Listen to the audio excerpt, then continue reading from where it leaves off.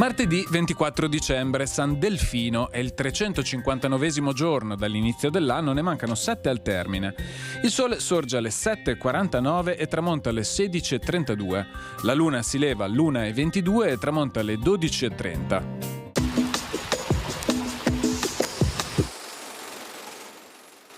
Il governo austriaco ordina ai sudditi delle province venete di festeggiare solennemente l'ascesa al trono di Francesco Giuseppe I.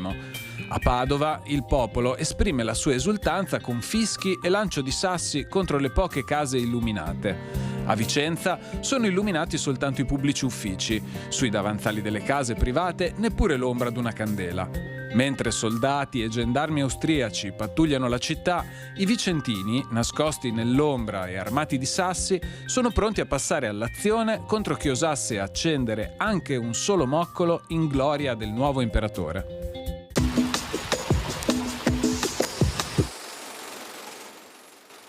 Le previsioni per domani. Cielo poco nuvoloso per nubi medio-alte senza precipitazioni. Temperature in montagna in rialzo, in pianura pressoché stazionarie le minime e in aumento le massime.